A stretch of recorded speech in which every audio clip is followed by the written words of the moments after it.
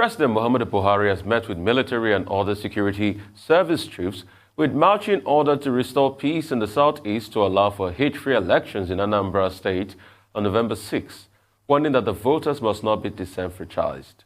Briefing State House correspondent after the security meeting, the National Security Advisor, Babagana Mugunu, and the Minister of Police Affairs, Megari Dangyadi, said President Buhari charged the security chiefs to ensure that under no circumstance must the Anambra State governorship election be cancelled. Council is desirous of seeing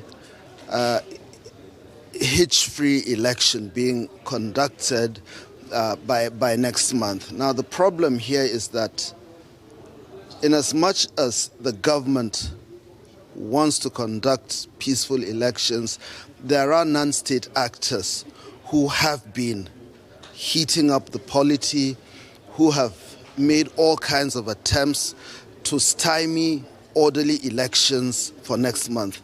The president has directed that under no circumstances will anything be allowed to stop the elections from taking place successfully. Well, quite a lot of things have transferred. In particular, we talked about the Anambra governorship elections, which is coming up on the 6th of November this year. And we want to assure the people of Anambra State and indeed all Nigerians that the government is committed to conducting those elections and it has to be free and fair. Okay, they've said this. What do you say to do?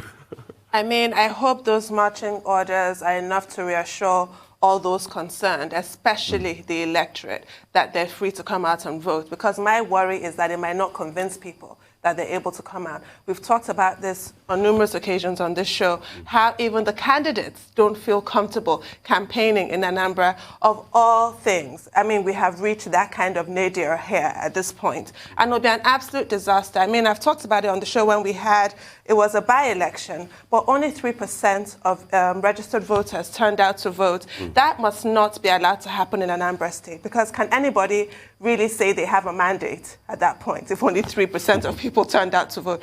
So it's extremely important that the people are convinced more than anything else. You can give marching orders till you're blue in the face, really. We've heard that repeatedly. But it's also good to note what was reiterated, that the Nigerian military have had some major coups recently with the killing of Barnawi, the leader of ISWAP, and then killing his successor as well, Malam Bako, and then the killing of another criminal, a big criminal kingpin called Kefas alias Azonto, who was also killed. So it's important to know that those marching orders, yes, they're bearing fruit, but are the people convinced? It's really about the people coming out at this point. Dr. Abati? Okay, the president has given these marching orders after a National Security Council meeting. And I think that what we're dealing with here is a power game. And I hope that the security agencies will not disappoint the president. I hope that the security agencies will not humiliate the president of Nigeria by not being able to follow through on these marching orders, which is to ensure that the election, the gubernatorial election, in Anambra State on November 6th, as scheduled, goes on peacefully and successfully, and that we do not have reports of inconclusive elections. The National Security Advisor was at our meeting.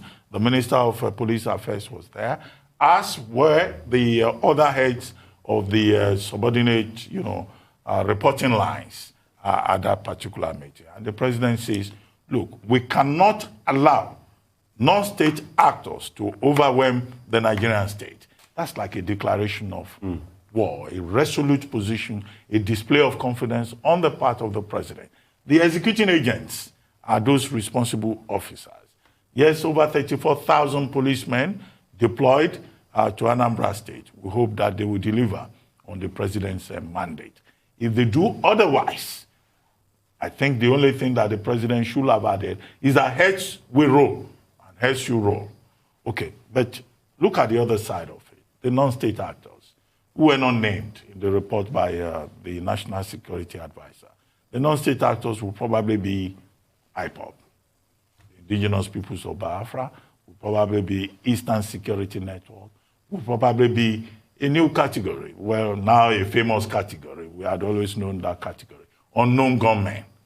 So you have to make sure that all these, non-state actors that may pose a serious threat, are checkmated, and that the people of Anambra State are allowed to freely express their will and make an informed choice. However, the point must be put on record that Emma Powerful, the spokesperson of IPOB, has said, look, they are not in any way involved in all the political calculations or miscalculations in Anambra State. He made it clear in a statement that IPOB is only interested in the restoration of Biafra and not the political ambitions of any individuals. So IPOB up to this moment has distanced itself from the violence in the Southeast. So that's why, we have to put that qualifier there. But the responsibility of the state, as spelled out by President Muhammadu Buhari, is to make sure that the election goes on smoothly and that all parties involved also play their part.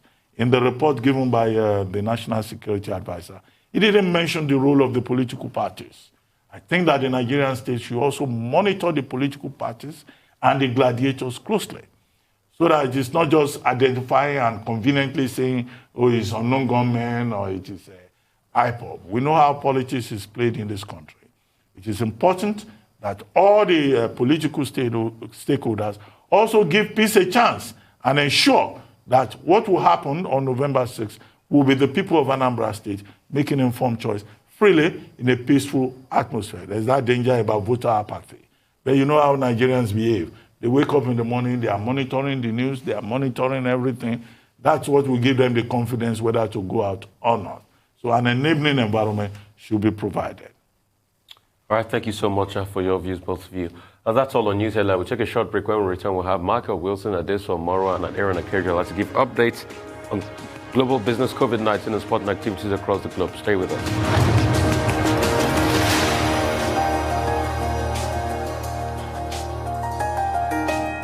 Welcome back to the Morning Show here on Arise News. Joining us now from London with a global business update is Michael Wilson. Good morning, Mr. Wilson. Good morning.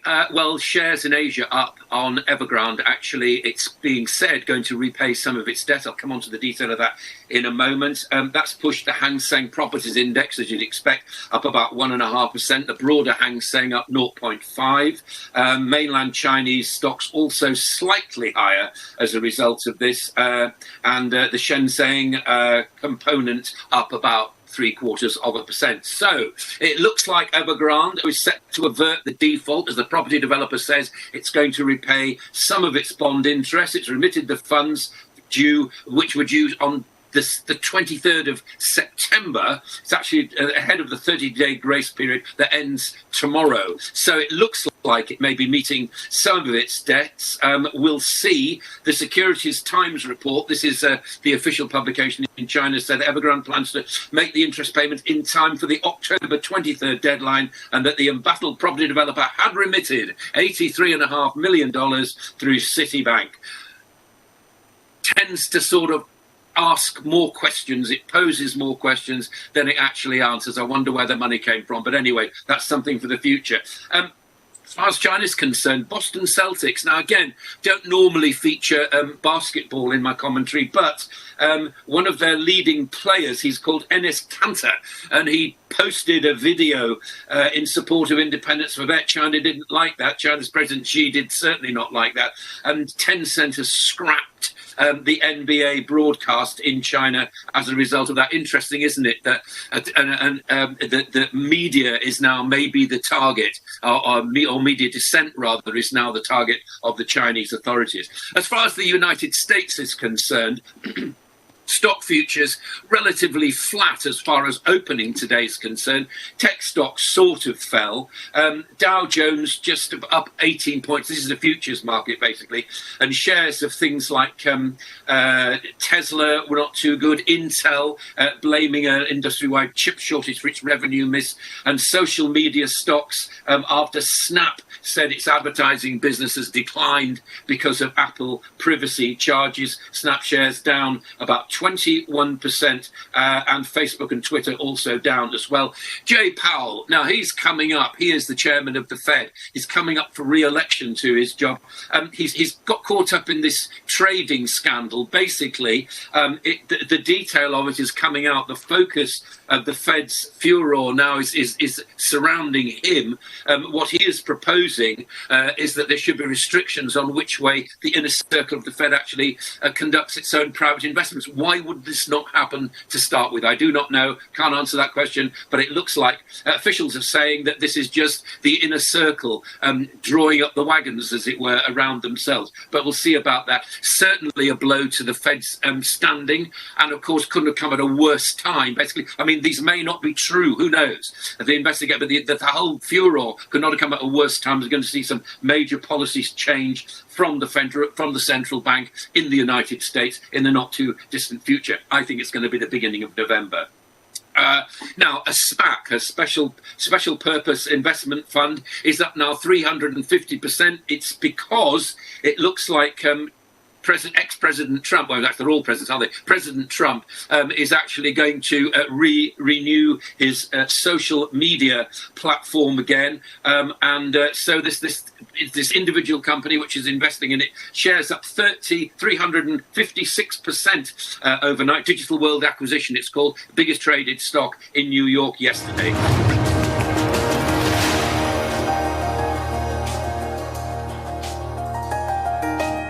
Welcome back to the morning show here on the Arise News Channel. Michael Wilson is still with us with Global Business Update. Michael Wilson, back to you. I'm just going to recap what I was saying. I don't know when the technical issues started to hit, but first of all, warning from the chief economist of the Bank of England that inflation could hit 5% by the end of the year, certainly into next year. This, of course, all sorts of problems for the Bank of England. Retail sales very weak in September as people, of course, they were filling up on fuel, as we brought to you. But the fact of the matter is non-food items went down quite considerably. Just quickly to the commodity markets, oil actually... Oil weakens in Asia. Again, not too much. It's about 84 overnight, coming up to 82 a barrel in Asia as it weakens slightly, but it's above $80 mark. And gold defies the fact that yields on US Treasuries are actually higher. Gold's actually rising too. I think all about the risk appetite, which people are losing right now, and they want to defend themselves against rising prices. That's the goal. Right. Real quickly, Michael. Yeah, a lot of people are taking money out of gold, and guess where they're putting money? GDs out of the hat. It is cryptocurrency. That's where they're putting their money. So does this say that cryptocurrency is here to stay once and for all? Would you call that big call you don't want to call on cryptocurrency? 1, 2, what will be the future of the Bundesbank now that Jens Wildermann is leaving the bank? Cryptocurrencies, first of all, sure, people are putting money into it, but they are speculating. We have talked about the ETF, which was actually traded, did very well indeed on Wall Street. People actually wanting to get in touch with the rise and fall of cryptocurrencies without actually owning themselves. If you want to own cryptocurrencies, absolutely fine. It's not an investment; it's a speculative trade. That's all there is to say about it. Is it getting wider acceptance? Yes, it is. Are central banks actually looking at digital currencies? Yes, they are. Bundesbank, that's a very old relic, isn't it, from a long time ago. The Bundesbank rebels will be saying to themselves, why should, as they always do in Germany, why are we supporting all these big spending southern the so-called tourist countries like Greece, Spain, Italy, and so on. Italy's getting better. Greece and Spain have still got their problems. France, jury's still out on that. So Bundesbank members probably feel to themselves, well, Germany, once again, it's where the money comes from, and they don't like that. That will reverberate into the ECB, no doubt. Well, quickly, I understand we have just about 2 minutes left. Evergrande, let's start with that. Is this a short-term fix? What has happened? 6% rise in the shares of Evergrande in Hong Kong. Will this allay the fears of investors, long-term investors, considering the fact that there is still a 40-point-something million dollars that will have to be addressed next week for bond investors in that business? So is it short-term fix? Now, Vladimir Putin at the Vidal Discussion Club in Sochi yesterday was saying capitalism has failed. in terms of expectations and in terms of rising inequity, inequalities in the world. Is Vladimir Putin right? Has capitalism failed? I wouldn't believe anything that Vladimir Putin actually says. He doesn't know whether he's a capitalist or a communist. I mean, this is the problem. He is actually a law unto himself, and he runs a very, very tight economy. It's got its problems. We see the good parts of Russia, which is its oil production and the rest. We don't see the widespread poverty and the rest that needs to reorganize itself, nor the power of the oligarchs within that country. So to me, whatever he says, I know what he does is, it's like he pokes the rest of the world in the eye now and again, and this is what I think you can put that down to. As far as Evergrande's concerned, well, we'll see, don't we? The deadline is in fact tomorrow. The 30-day grace period is tomorrow. Whether they will actually meet those obligations, I do not know. Apparently the money's been transmitted. As I said at the time, as I said earlier this morning, I don't know. To me, it raises more questions than it answers. Where did the money actually finally come from? Did the Chinese authorities finally say to themselves, we can't allow this to happen? I have my suspicions about it, but I couldn't possibly vent them. I just do not know. And I hope that it's actually being generically organically created rather than just a lot of state money being slushed to save Evergrande, because it clearly has deep problems, as we've observed before.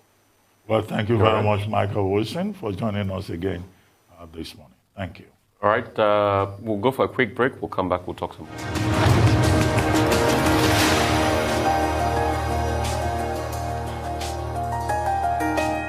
All right, welcome back. Still the morning show right in the Rise News channel.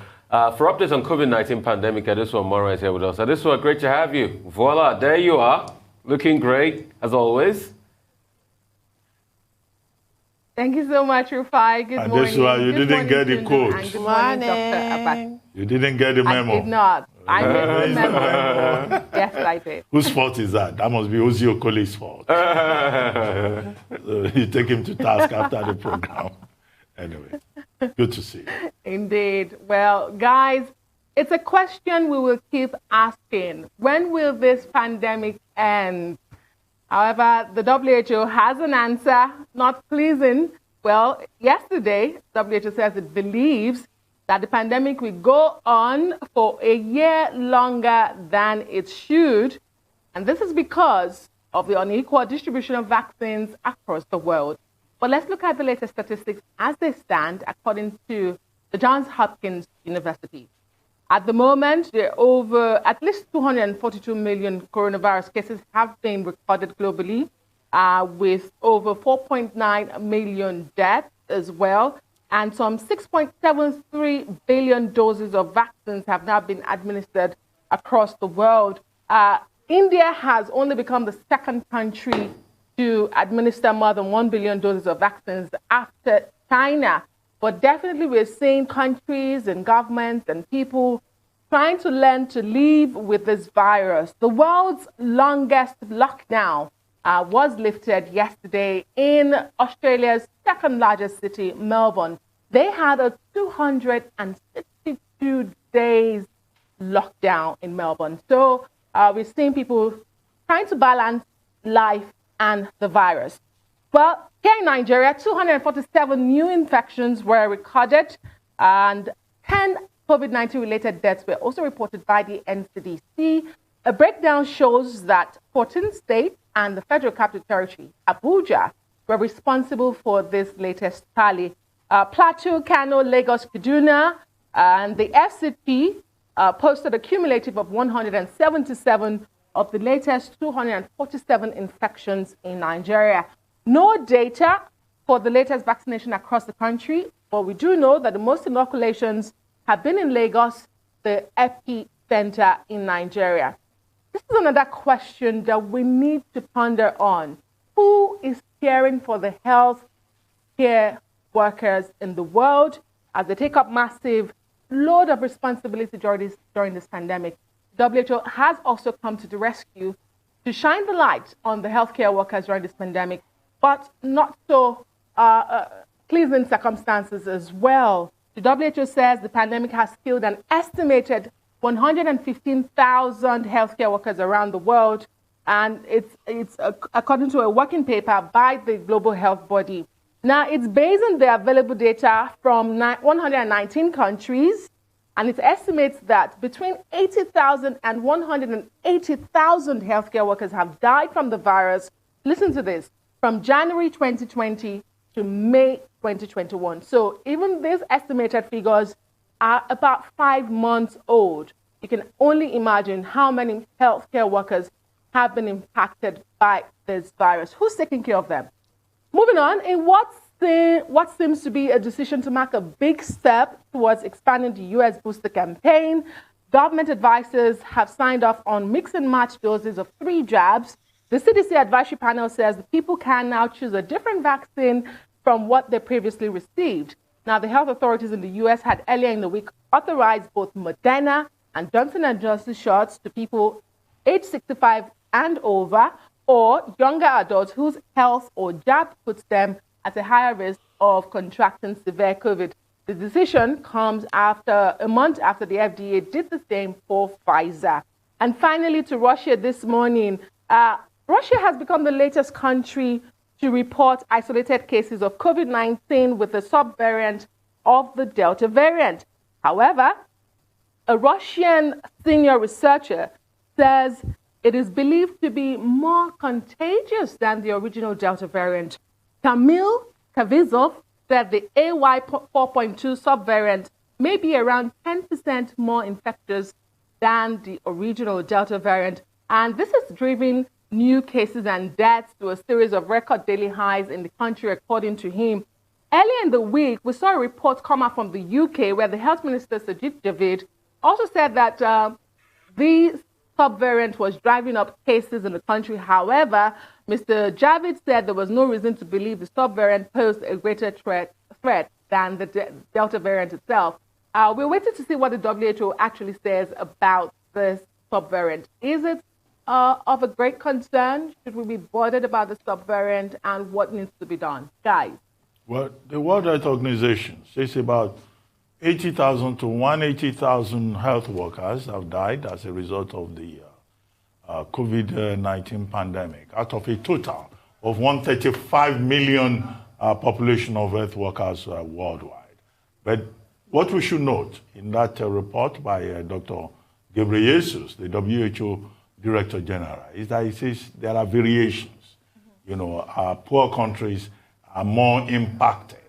And whereas about 8 in 10 health workers in wealthy countries have been able to get fully vaccinated, in Africa, just about 1 in 10, health workers have been vaccinated. And these are the persons who are in the front line, the heroes that are celebrated in other parts of the world. So Dr. Ghebreyesus again was trying to draw attention to the imbalance, to the inequity in terms of access. If health workers themselves don't have access, and you have in Africa just about 2.6% of the vaccines available, reaching Africa, and only about 5% in, the whole of African population getting at least 1 dose of the vaccine. Then you see that imbalance in very concrete, terms. So the issue is, again, that original issue about wealthy countries, giving up their place on the queue so that poorer countries can have the opportunity to access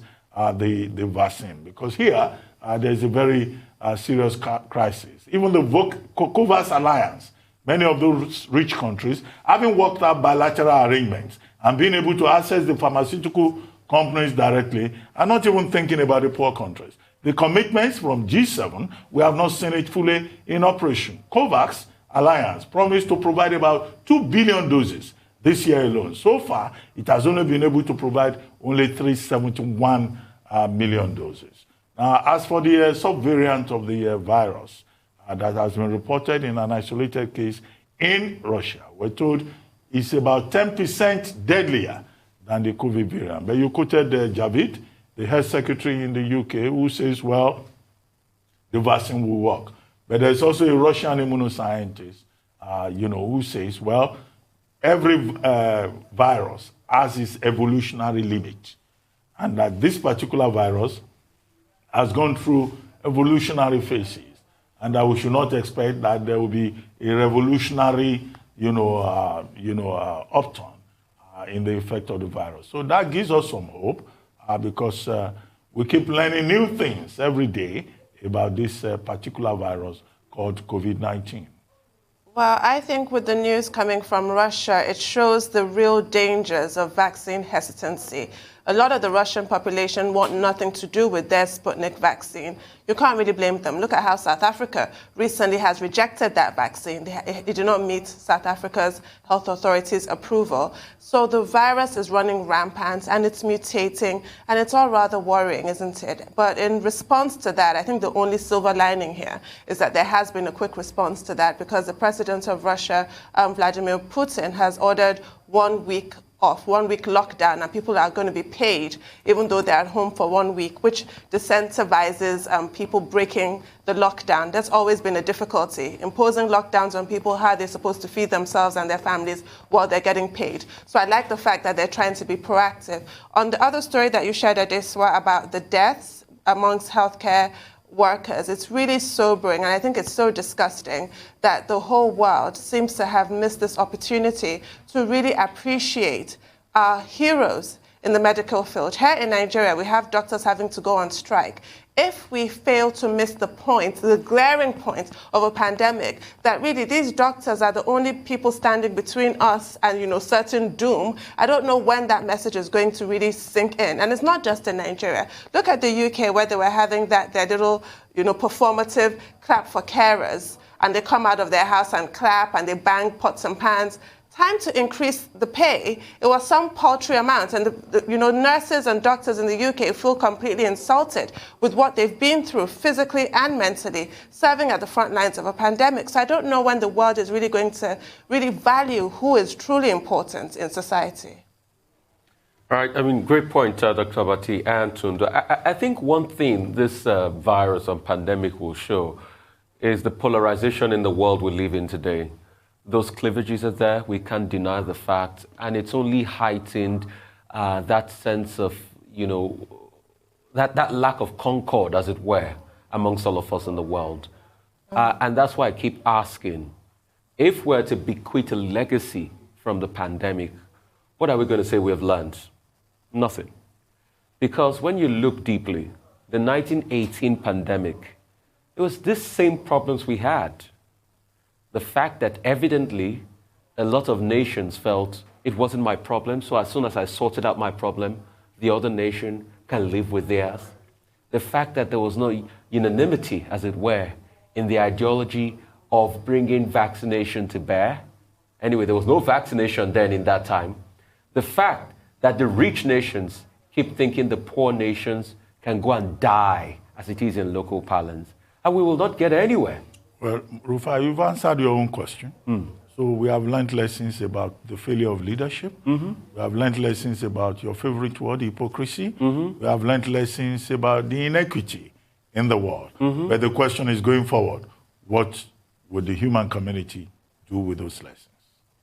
Time will tell. The future is fluid. Thanks, Adeswa. I really cannot all be appreciate. more correct. Yeah.